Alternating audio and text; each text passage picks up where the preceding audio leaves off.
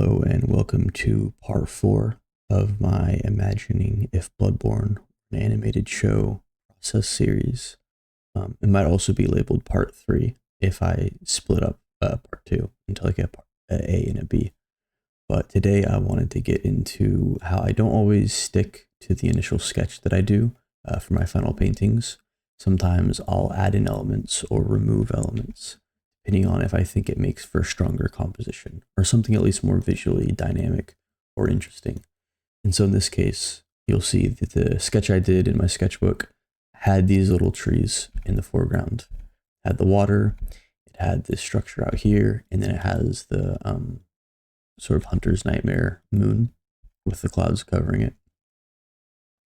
But as I went along and I started in the painting, I just didn't feel like there was enough in the foreground. No matter how pretty I make, no matter how pretty I make the water, or how pretty I'd make the structure in the background, or no matter how much fog I add, whatever, these little sort of weak branches here just wasn't enough visual interest, in my opinion, as I started painting, because I realized a lot of them are kind of the same size. I try to do different shapes. Some are straighter, some are more curved and jagged, some almost like reach out, right, like hands. There's a lot of branching paths. Some don't have that many branching paths, but regardless, I just didn't feel like this was strong enough. Actually, I even took it a step further, and then I added this sort of stalagmite, not sure which one it's called, piece of rubble here and a few rocks in the foreground. And I felt like it just really helped to frame this painting. Obviously, since I'm working through an established IP, I want to make sure that I'm not adding anything isn't already there. And actually, in this case, for this structure and for the structure out here in the distance, both of these are pieces of cut content that I was inspired by. I'll link the YouTube. I almost said his name, but then I realized I'm not sure if I would get his name right because I can't remember it. It's something MacDonald, but he has hacked Bloodborne and made a lot of cool patches and things like that. But also he's done a lot of videos on cut content.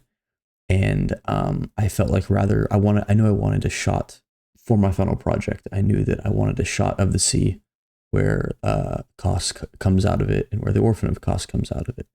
I wanted a shot over in the Hunter's Nightmare overlooking just the ocean, because I could get that nice shot of the moon as well, and it fits again with the story that I want to get across, that I want to communicate.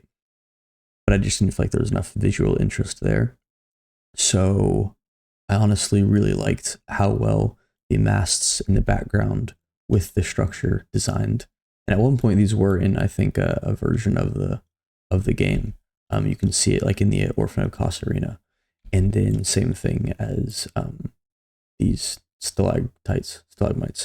I kind of wanted to throw them back in because I also think, I don't know, the percentage of people who have played Bloodborne, when they see the final thing, how many of them, I think most of the areas they'll recognize, but how many of them will even recognize, where I'm pulling this from.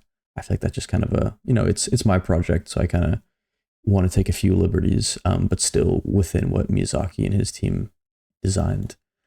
But to go back up here to the sketch real fast, I wanted to show that this is the cropped version that I used to paint over. But in my sketchbook, sometimes, this is pretty bare bones, but sometimes I'll make notes. So already before I even painted, I kind of, knew I might want to add something in the foreground, even if something was like just heavier and on the left side, for instance. Maybe I wanted the composition to be a little unbalanced or something like that. Maybe I think in this case, I felt like these structures rising on the right side needed to be balanced out by something heavier on the left side. And then again, same thing, I tried to further define for myself in the future, what this would be. And then this is for a painting that you haven't seen yet, probably because it isn't finished. But I'll kind of do the same thing where I'll have my overall sketch for the illustration that I want to do. Maybe I'll write little notes for myself. Then a lot of times what I'll do is I will create smaller versions. I will make smaller versions of the drawing and then sort of indicate to myself what the camera is going to do. So maybe I know that I'm going to want the camera to, start off only in this section of the painting, right? And move that way, or, vice versa, move the other way.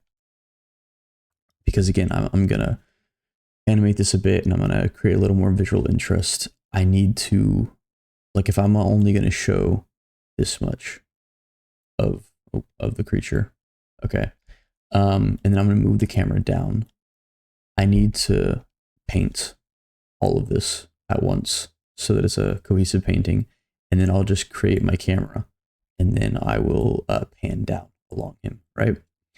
And so I need to plan ahead of time, and sometimes I just need to paint a little bit extra, even if it's not going to be seen in the final project, because then that way, whatever box I'm placing the camera within, whatever dimensions, however I want to move it, I need to make sure I have enough real estate of the painting, to explore it basically.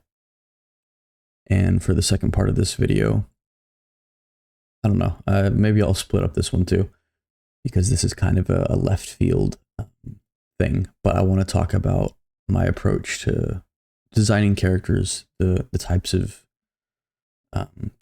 character design that I personally like, and what I hope to carry into this project. Because I actually have rendered a couple of people at this point, but I didn't want to show them because I feel like in the final project, it will be exciting to see who I kind of chose to include and why I chose to include them in the final project.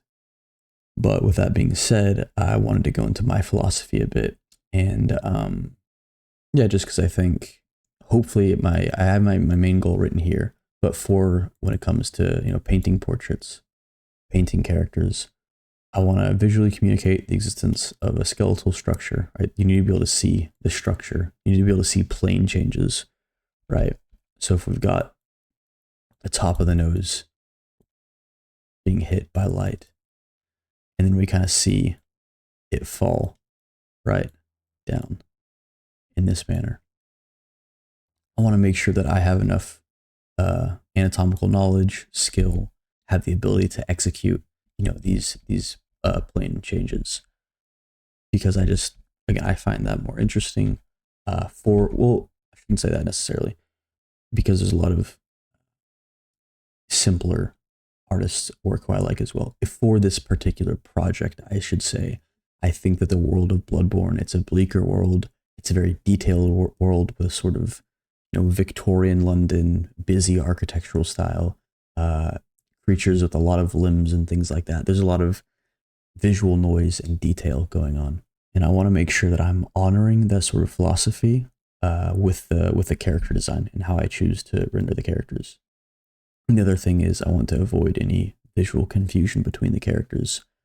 If we're pretending like this project is going to actually get greenlit and I'm going to make an entire Bloodborne TV show, I need to make sure that whatever characters, however I decide to design each character, or translate them, I guess I should say, from the game, I need to make sure there's never a point in this theoretical show where one character would get confused for another because of their silhouette, because of their facial shape, because of their facial anatomy. They all need to, from Arcane, Jinx, and Caitlyn both have blue hair and blue eyes, and pretty thick eyebrows, but you're never going to mistake one for the other because they have enough of a change between them. So that's sort of the mantra for what I'm going for. And I want to start that by basically attacking anime. Not actually. I want to be very clear, because I know that people who are really into anime will ask for my head if I insult all of anime at once too much. There's a lot of anime that doesn't go with this design philosophy that I'm about to talk about. But, in this case, certain anime, let's say, will go with this style where it's kind of just like you've got a basic face shape, right? It's almost like a I guess a pentagon or something like that. And they've got a single line for the mouth, a single line for the nose. Maybe the forehead's like half of the face if they're looking straight at the camera. And then like that's about it in terms of what the head looks like. Originally, I was actually just going to use this image because I felt like it kind of illustrated my point perfectly. But then I started to get some other examples, and I don't think any of these are from the same shows. But I'm like, this character looks so much like this character. Unless this is like a concept art or something for this character, I'm not sure. But this guy is the same. All these points kind of illustrate what I was just talking about earlier, where there's a lack of facial features, a lack of facial structure being shown, and there's nothing wrong with exaggeration or going simple, as I'll get to in a bit with Disney. But in this specific case, when I was talking about I want to avoid visual confusion, is kind of the second main goal. I think the issue that I personally have with a lot of these types of designs is that at a glance, a lot of these characters it looks like the same person who's just wearing a bunch of different wigs. I mean, I'm pretty sure these two characters are different characters, but at the same time, it just looks like a person with contacts in and a wig on. And then I felt like this example was too perfect not to show. I recognize that also I'm kind of using characters from the same show. So it's like, well, you could be like, well, yeah, they look similar. It's same art style, same artist. But I think this actually illustrates my point perfectly. That this clearly is a still from a show. So all these characters are in the same show. And if you just kind of like stare right at the center of the screen and let your eyes soften a bit, it almost looks like, this is the same person drawn 3 times. The ratio of the proportions of like where the top of the eye is and the bottom of the mouth to the top of the forehead. This character is leaning forward a bit more. But regardless, it is almost the same, whether it's a guy here or a girl here. The proportions are almost the same. The width of the eyes, obviously relative to how far away they are from the camera, is almost the same. And again, since a nose is a very interesting structure that you can play around with when it comes to people of different backgrounds, races, and all that. Since it's just a line and the mouth is just a line, I mean, they don't even have lips indicated. Because, in these particular instances, because nothing is really played around with a lot in terms of exaggeration or shape design, shape language. I mean, it literally looks like the same person 3 times, but I don't need to repeat myself anymore. Real fast, I want to defend myself again before anyone gets too angry and say there's lots of anime designs. Like, I've played a lot of Guilty Gear Strive. They do a great job with varied character design despite it being an anime. And also, on a serious note, I want to say that I don't want this to sound like I'm attacking any artist. If you're an artist and you choose to draw the same face every single time, there's nothing wrong with that. If you like artists who draw the same face every single time, there's nothing wrong with that. This is specifically in the context of me wanting to create a show. My main goals are, again, I want to show the facial structure because I feel like it fits thematically with Bloodborne. I feel like it fits design-wise, shape design-wise with Bloodborne. There needs to be a little bit more to the characters' faces. And 2, I want you to be able to tell the difference between each character by just looking at them, because for this show, I want, one of the main goals to be you're never going to confuse one of the characters for the other. So these are all, I'm only critiquing this not from an objective standpoint. Nothing is objectively good or bad in art, right? This is from a standpoint of what my goals are for the TV show. And a few other examples I just want to quickly go through. Again, I do not want to bash this artist's artwork. This is a beautiful drawing, beautiful illustration. As I've done in the other videos, I'm going to link any artist's work I use below. So go check them out if you can. But if I look at, and again, I'm sure it's intentional in this case, but if I look at the varied cast of Overwatch and how, they don't have to have huge differences, but if you look at the shapes of some of these faces, they're a little square for maybe a slightly more masculine hero, a little bit rounder for a younger hero, maybe just a little bit more narrow for a sly character, right? All of these characters are from the same game. All these are from their cinematics, actually. But regardless, the shape language, it's not a big difference.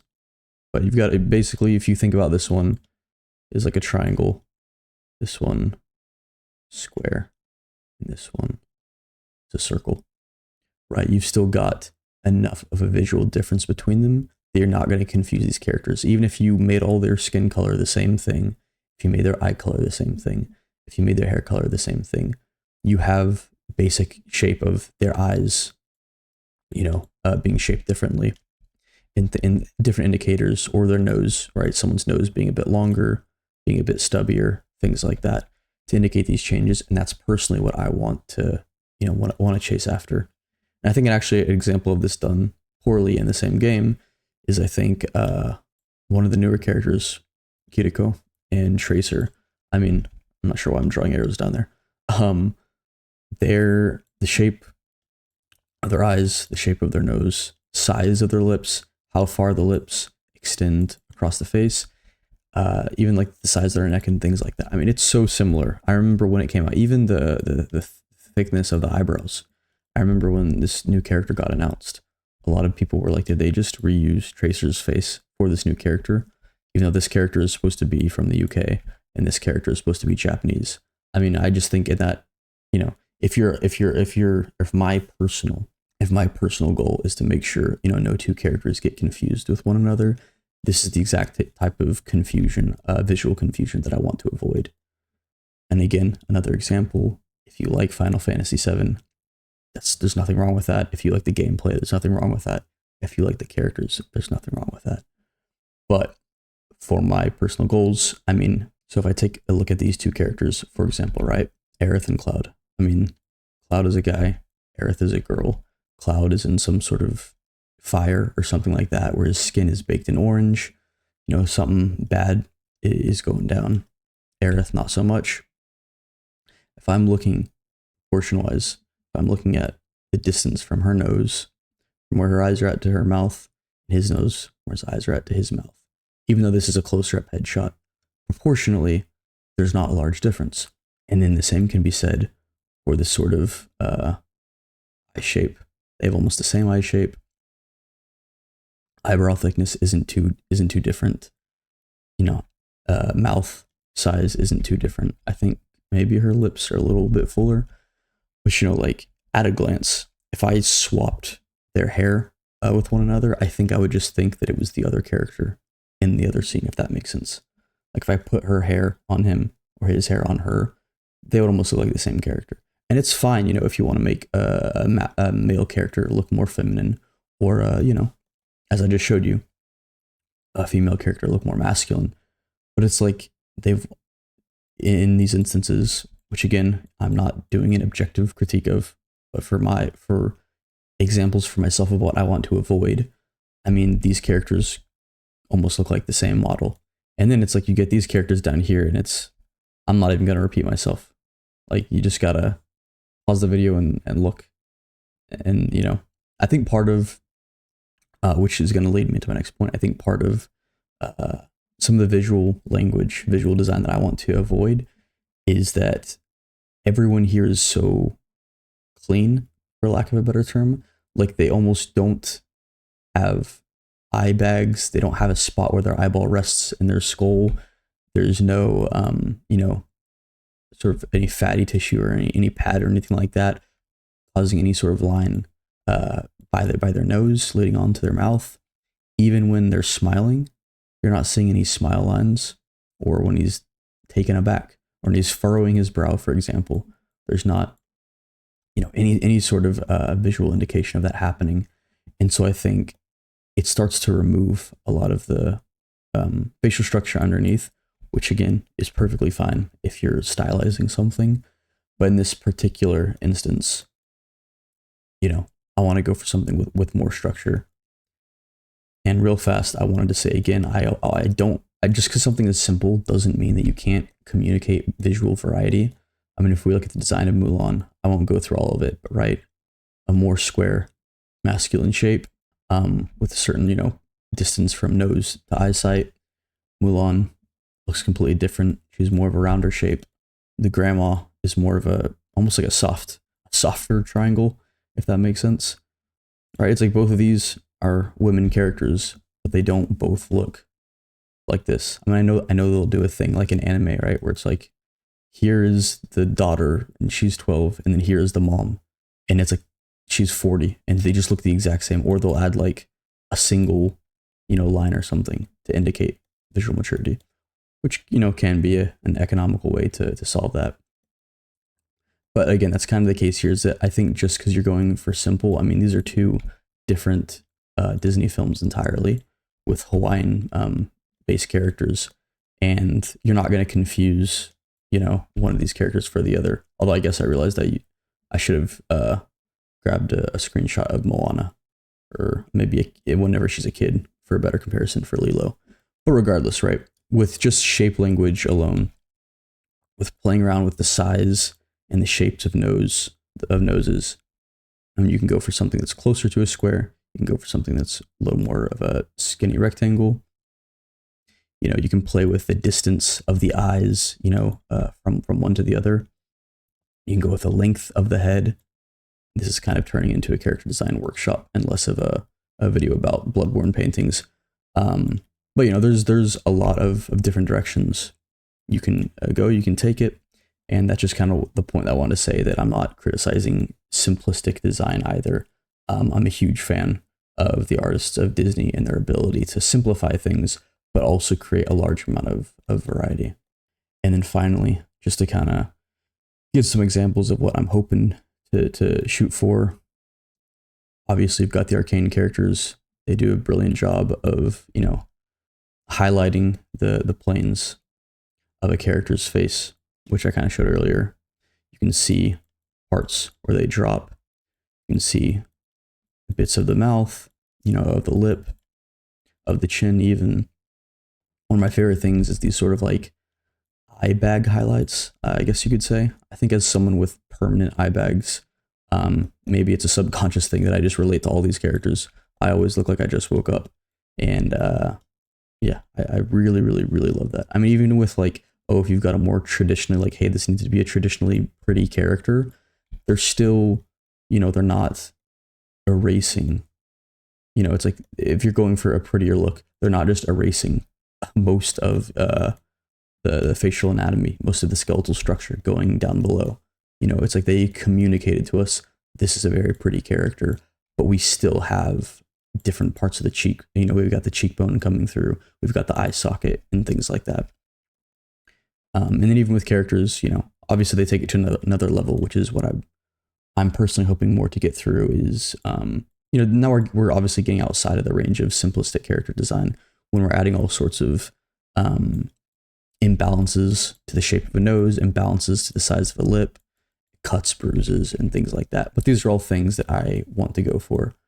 And if there's one sort of mantra, one thing you'll take away from this video is that anything Arcane did, Dishonored already did 8 years before it. Once again, if anyone who worked on Arcane can talk to me, I'd love to ask you about just influence from Dishonored. I'm sure there are other paintings, from the 1900s that easily could have influenced you. I'm sure it could have just been like, oh, we like Studio Ghibli. But let me know if anyone, I just feel like the not only the character design and the painterly design, but again, the architecture sort of, I already covered that. Yeah, I would be curious to know if anyone was directly inspired by it. But yeah, again, you've got these characters, you've got these characters who have very, you can see the history on their faces, basically. They've got a lot of visual interest. And yeah, I realized I also used the 2D character portraits.